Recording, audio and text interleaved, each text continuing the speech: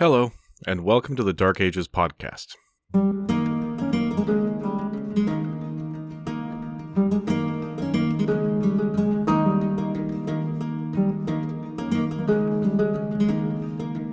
This is episode 9, The Vandals, part 1.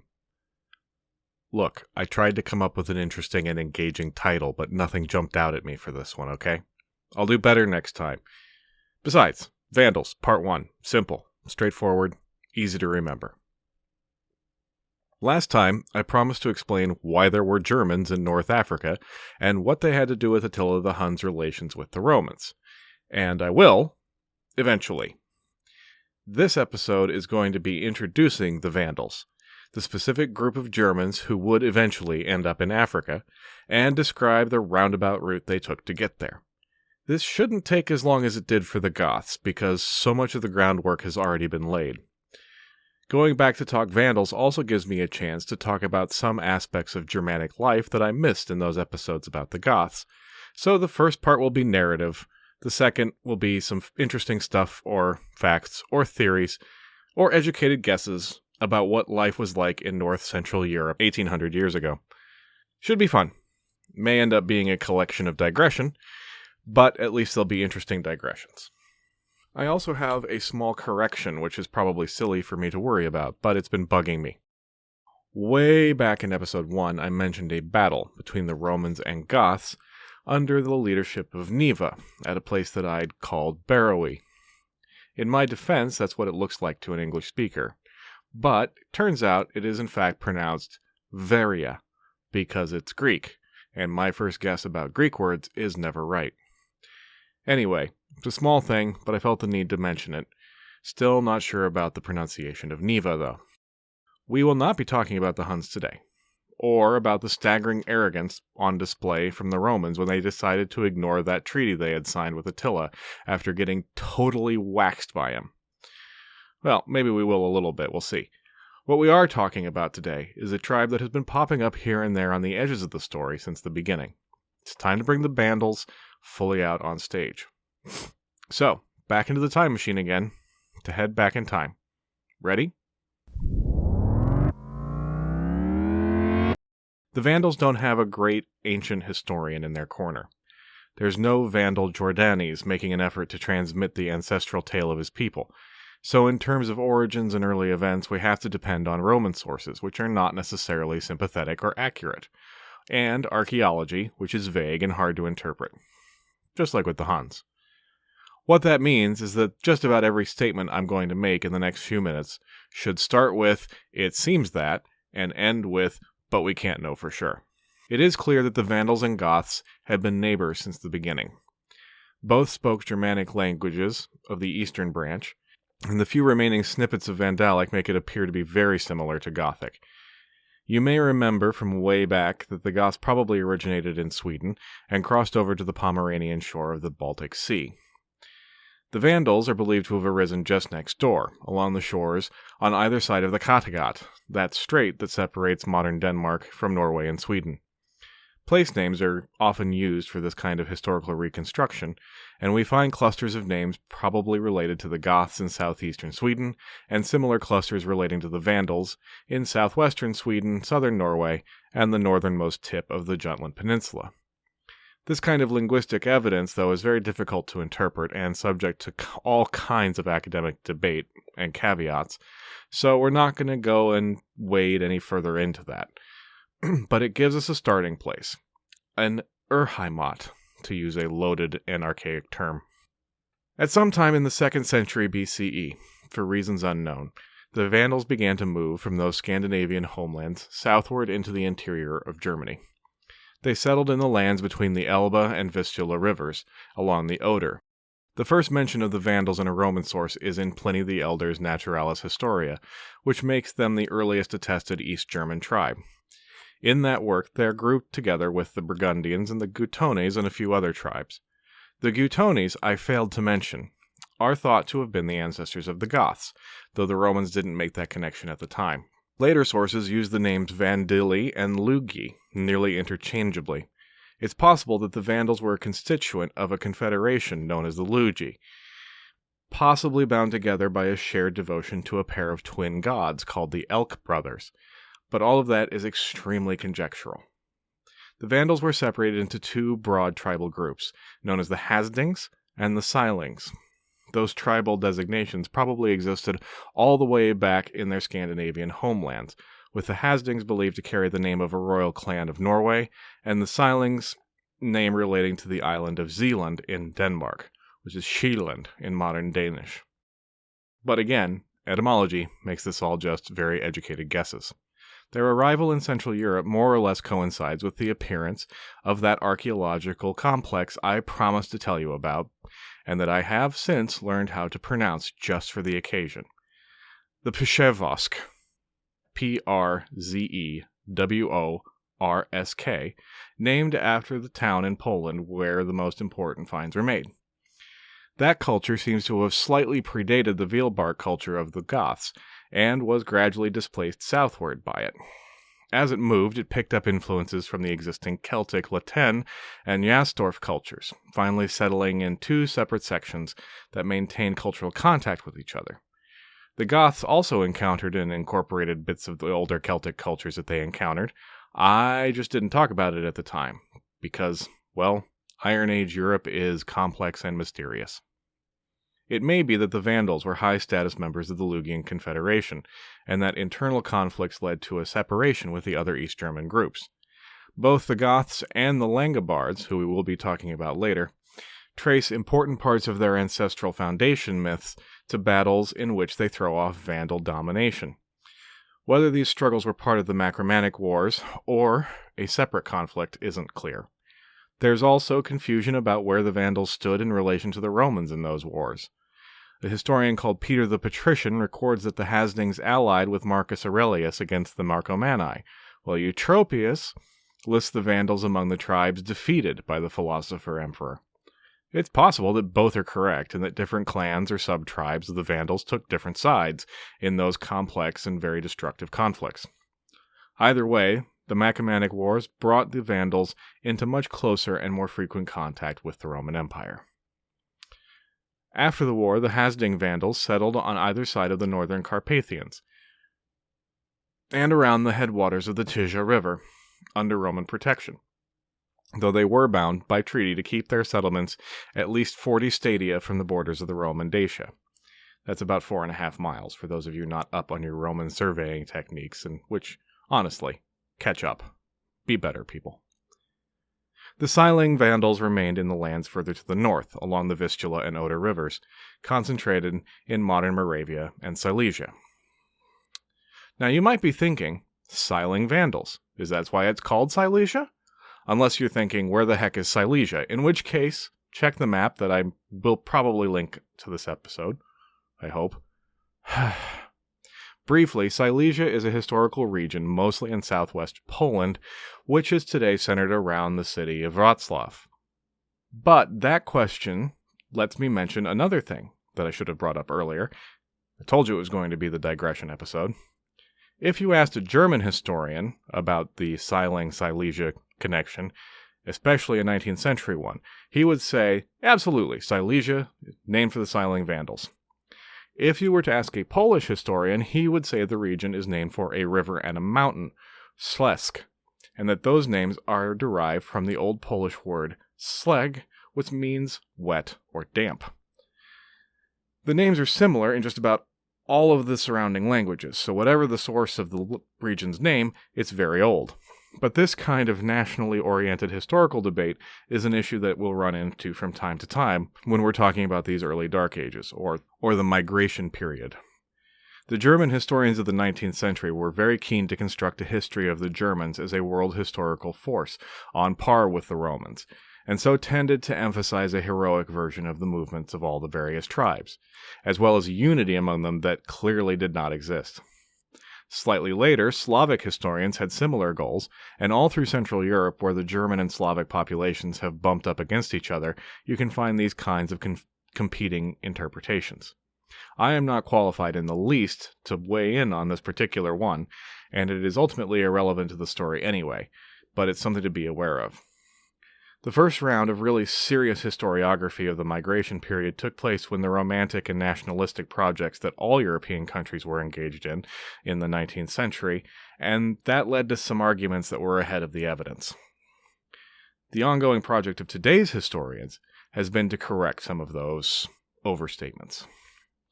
Vandals seem not to have participated in the great Gothic invasions of the 3rd century, and were generally quiet through the first half of the 200s. It's possible they were dealing with their own conflicts with their Gothic neighbors. We can see in the archaeology around this time a severe contraction of the Przeworsk culture in the east, as it's replaced by the Chernikov culture, which is associated with the mature Goths. But we have to be careful not to read too much into changes like this, as a change in material culture does not necessarily mean a political or tribal change. It could just be that contact between two cultures results in an adoption of some cultural practices and material, like pottery techniques, while tribal identity remains unchanged. Think of it this way, with a linguistic version. I personally watch a lot of British television, and as a result I have a habit of calling the part of the car that covers the engine the bonnet, and not the hood. That's an element of British culture that I have adopted. It does not imply my transformation into anything other than the ugly American that I am. Similarly, the presence of one style of pottery rather than another does not necessarily mean the village where it was found has recategorized itself as Gothic rather than Vandal or any other ethnicity. It might just be they like those pots better. That being said, there are Roman sources that mention battles fought by the Hasdings and the Gepids against the Tervingi and the Typhuli, with the Gothic side gradually gaining the upper hand over the Vandals.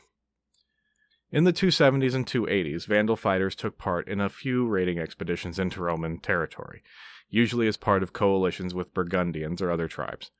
Some sources list Sarmatians as their partners, which doesn't make an enormous amount of sense geographically. It's possible the Romans confused the Vandal cavalry for Sarmatian cavalry, as their kit would have looked similar, and the Vandals used horses in war way more commonly than other German tribes. The inevitable defeat of those raids resulted in the expected treaties, and Vandal units began to serve in the legions. Some of them eventually rose quite high in the ranks. I think I mentioned Stilicho before, played by James Purefoy. He was of Vandal descent. The world was changing around the Vandals, though, in the 4th century. At some point, Christianity made its appearance north of the Danube and spread among the Vandals, probably through Gothic contacts, and perhaps active missionary work. As a result, the Vandals adopted Arianism like their neighbors, which would lead them into conflict with the Romans later.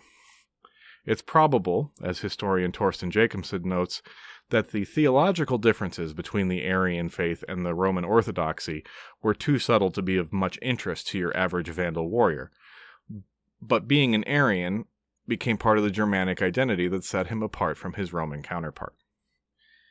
In the broader world of Northern Europe, a process of consolidation was underway, as a long-standing collection of small tribes was coalescing into larger and more powerful coalitions.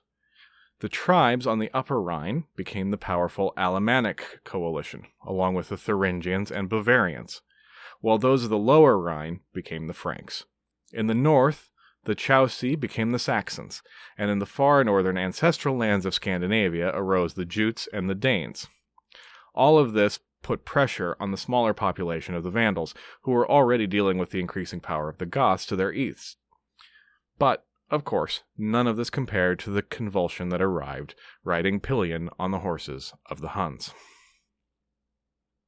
Speaking of the Huns, I have another digression, and this is as good a place for it as any. You remember that huge single payment of 6,000 pounds of gold that Attila demanded and received in 443?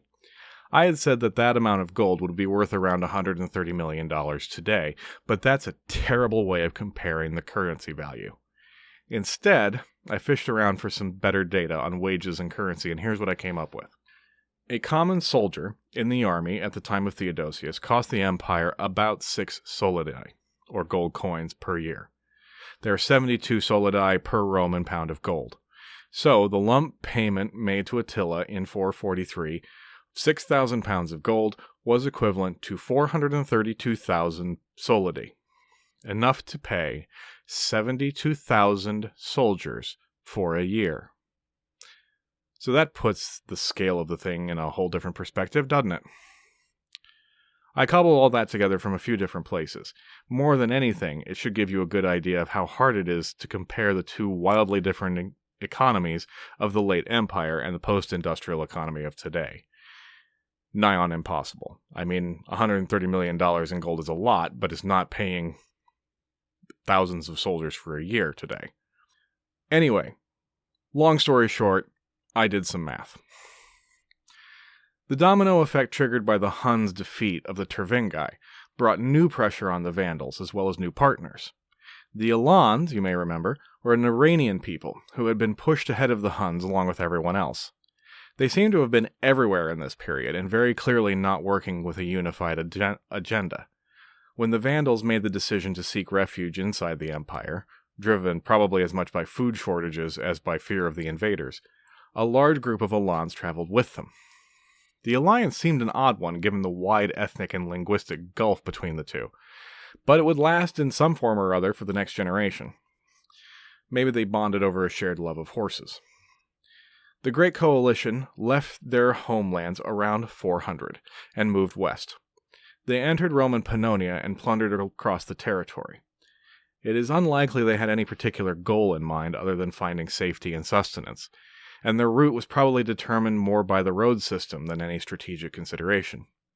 That incursion moved through Pannonia up the Danube, through Noricum and Raetia, which is Austria and Switzerland, before moving out of the empire along the east bank of the Rhine. In the process, the Alans and Vandals had acquired new members, both from inside and outside the empire. Disaffected peasants and escaped slaves joined the migration, just as they had the Goths in Moesia, and as they shifted course northward, the Germanic Suevi joined in as well. Roman sources claim that the Vandals were led in their migration by a king called Godegisel, but it would be a mistake to see the movement as a coordinated army with a singular goal. It was made up of a collection of dozens and maybe hundreds of clans and sub-tribes, each with their own priorities and leadership. It would have been impractical to try and move such a huge group all together anyway. The logistics of feeding a crowd of hundreds of thousands was simply out of reach, not to mention fodder for the horses and other animals. Instead, foraging parties formed from the few population units and went out looking for provisions for their families. These parties probably numbered in the hundreds and maybe the larger ones a couple thousand, and so we may hear of the Romans encountering one of these parties and defeating the Vandals, I hope you heard the air quotes, and that victory having no effect whatsoever on the movement or overall numbers of the larger collective. Without land to farm for themselves, the three tribes had to keep on the move. That probably more than anything else is what kept them all together. Raiding in any one place could only supply them for so long. Nonetheless, movement was slow, and it took 6 years to make it to the bank of the Rhine.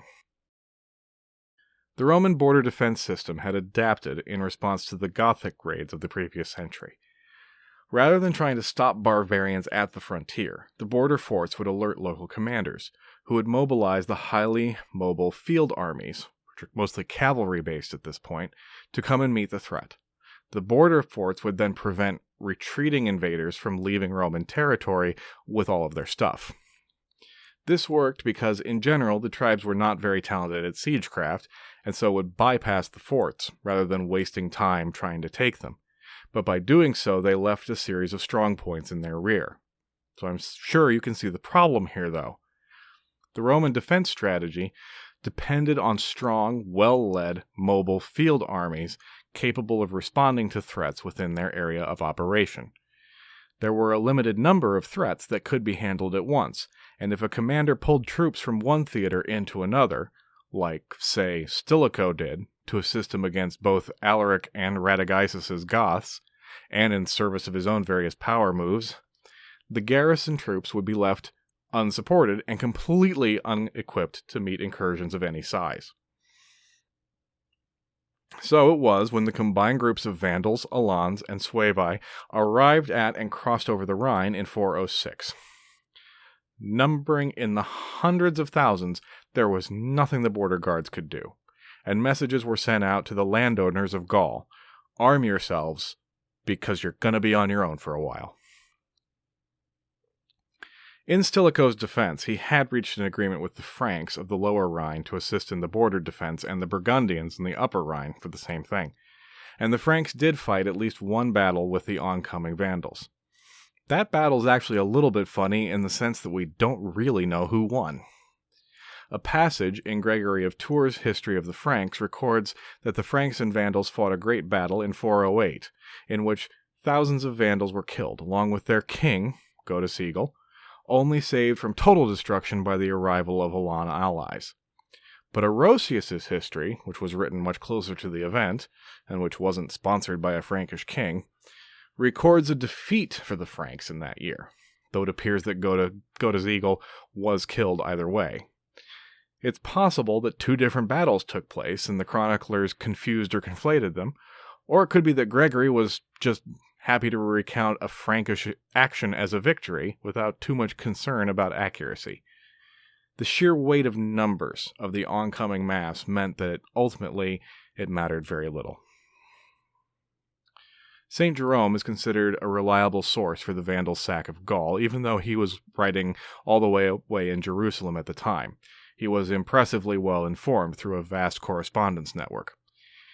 He mentions Mainz as the first town sacked by the three tribes, so that's where we usually place their crossing point. From there they fanned out across Gaul. The garrisons were completely outmatched, when there were garrisons at all, and many towns simply fell with no preamble. And the nobility, who had the option of simply leaving Gaul, had very little incentive to defend the common people of the region. So Gaul, which had been under Roman protection since the days of Julius Caesar, suffered. The commons' willingness to go over to the invaders' side was frequently noted by contemporaries. A priest named Salvian wrote in The Government of God that, quote, "Meanwhile the poor are being robbed, the widows groan, orphans are trodden down, so that many, even those of good birth, and have enjoyed a liberal education, seek refuge with the enemy to escape death under the trials of the general persecution. They seek among the barbarians Roman mercy, since they cannot endure the barbarous mercilessness they find among the Romans." End quote. Content aside, I imagine Salvian pushed back from his desk and took a little sip of self-congratulatory wine on that last line. The list of cities that Jerome says fell to the invaders is simply a list of important towns in Roman Gaul. Worms, Speyer, Strasbourg, Metz, Reims, Amiens, Angoulême, Arles, Toulouse, and many others. Coin hoards found across France can be traced to this time, as families sought to hide their valuables from the pillage and were unable to return for them for one reason or another. Partly in response to this chaos, and partly for his own advancement, a commander in Britannia named Constantine, who you may remember from episode 5, was acclaimed as emperor by his troops and set sail across the Channel to put Gaul to rights. He abandoned the Britons in the process, of course, but omelets, eggs, etc. We call this man Constantine III, as he did win grudging recognition from the government in Ravenna for a little while, as he pushed the Vandals south and made new agreements with the Franks and Burgundians. You might remember further that Stilicho commissioned Alaric the Visigoth to help him against Constantine, once it was determined that that couldn't stand, and it was this agreement that ultimately led to Stilicho's downfall. With Italy distracted by its own internal problems, and Alaric, Constantine pushed to add Spain to his domains. He sent 2 generals to attack and defeat the legions loyal to Honorius, but they did very little to cover the passes of the Pyrenees, and the Vandals, Alans, and Suevi took the opportunity to leave Gaul and move into the rich and lightly defended territories of Hispania. The barbarians probably moved there to avoid getting caught in the increasingly heated civil conflict that was breaking out between Constantine's forces and Honorius's/Stilicho's forces. They would have found the country easy pickings. Spain had been part of the empire since Republican times, and it was as far away from the volatile frontiers as it's possible to be. There were rich mineral deposits, good farmland, especially along the Ebro River, and excellent ports facing the Mediterranean. Settling there must have seemed like a golden opportunity to the Vandals, and circumstances were for the moment in their favor. This episode has been short on personalities, I know, But next time I will remedy that as I introduce the ruler who would eventually become the Amanence Gris of Mediterranean diplomacy, Gaiseric, king of the Vandals and Alans. But I promised at the top of this episode that I would talk a little bit about life in the Vandals' old homelands. And lest you think that's not really relevant at this point, the lifestyle of the people left behind in Central and Northern Europe changed very little even after the migrations. So this can give us a bit more context for future events in later episodes. So, most Vandal settlements seem to have consisted of relatively isolated cluster villages, surrounded by fields that had been laboriously cut out of the woods. The Germans had adopted crop rotation techniques by Roman times, which meant that villages could remain occupied and productive over multiple generations, evidenced by large, long-used cemeteries. The eastern tribes, including the Vandals, also controlled the lucrative trade routes from the Balkan Sea to the Mediterranean, which is known as the Amber Trail. What was the major product that moved along the Amber Trail, do you think? The Germans controlled the middle section of that route, which brought amber, but also furs, timber, and human hair for wigs, interestingly enough, from the Baltic tribes of the north down to Italy, and sent the luxury goods of the empire back in return.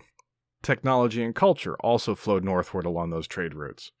Roman-made goods are then found in Vandal graves, though only in the graves of the wealthy.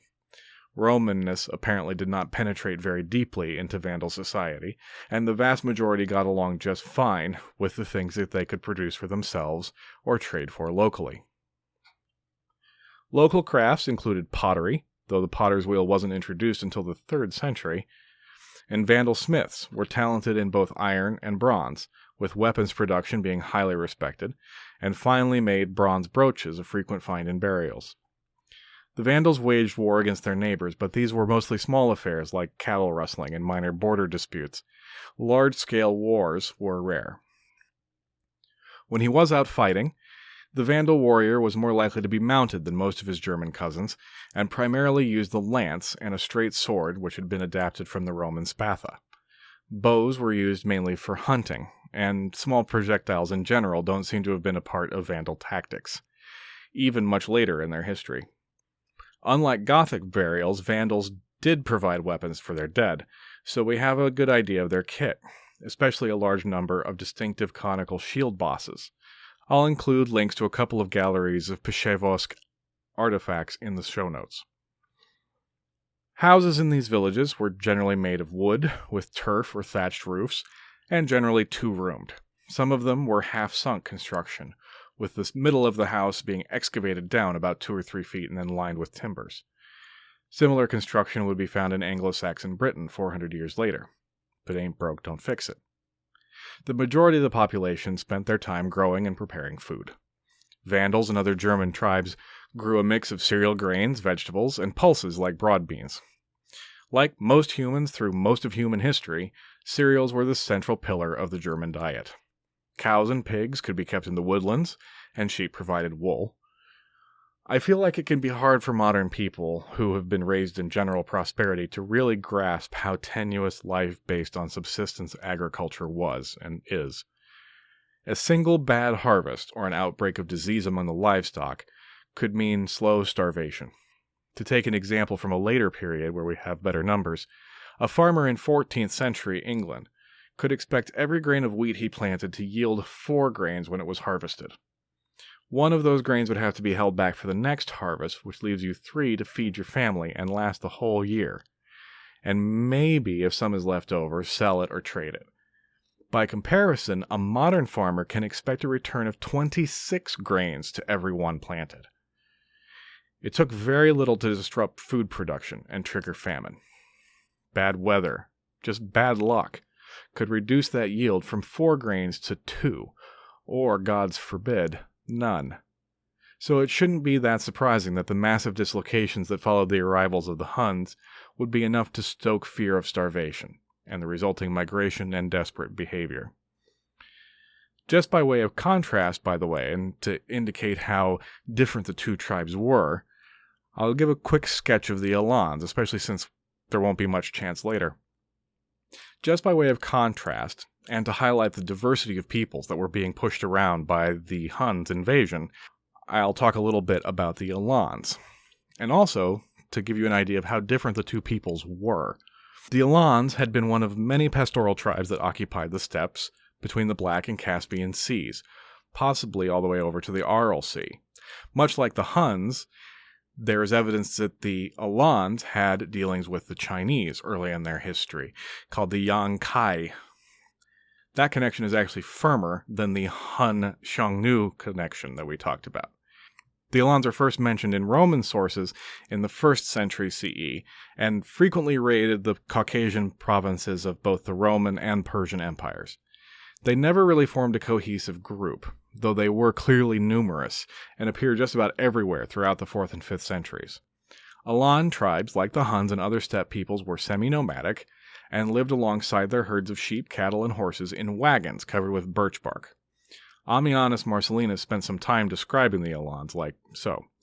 Quote, "They drive before them their flocks and herds to their pasturage, and are especially careful of their horses. The young men think it beneath their dignity to walk. They are all trained by careful discipline of various sorts to become skillful warriors. Nearly all of the Alan men are of great stature and beauty. Their hair is somewhat yellow, their eyes are terribly fierce. The lightness of their armor renders them rapid in their movements, and they are in every respect equal to the Huns, only more civilized in their food and manner of life. Danger and war are a pleasure to the Alans, and among them that man is called happy who has lost his life in battle." End quote. The Alans would end up being the only non-Germanic people to make lasting settlements in Western Europe during the migration period, and archaeological finds related to them have been found in France and in Spain. Some of the skulls found indicate that the Alans, like the Huns, sometimes practiced skull elongation. Yet Ammianus describes them as big and beautiful, so there goes my theory that it was the weird heads that made the Huns different. Scarification's still on the menu, I guess. Good thing none of this is recorded. I would look like a huge idiot. That these two peoples, the Vandals and the Alans, managed to hang together for as long as they ultimately did, and accomplish as much as they ultimately did, is, to me, remarkable. In the next episode, the Vandals will reach their true potential, under their cunning, driven, cruel, and brilliant king Gaiseric, as they do what no barbarian group had yet managed to do: found an independent kingdom within the Roman Empire. I find the Vandals the most intriguing of the tribes we've covered so far, probably because their accomplishments are so great, and yet we know comparatively little about them. I was only able to find one book-length work on the Vandals in English, and I'll be frank, a lot of padding was needed to make it book-length. In fact, there's a lot of good stuff about the economics of late antiquity, which I'll probably end up using later. If anyone knows of any others, feel free to drop me a line. Seriously. I can be reached at darkagespod@gmail.com or on Facebook, Dark Ages Podcast, and Twitter and Instagram at darkagespod.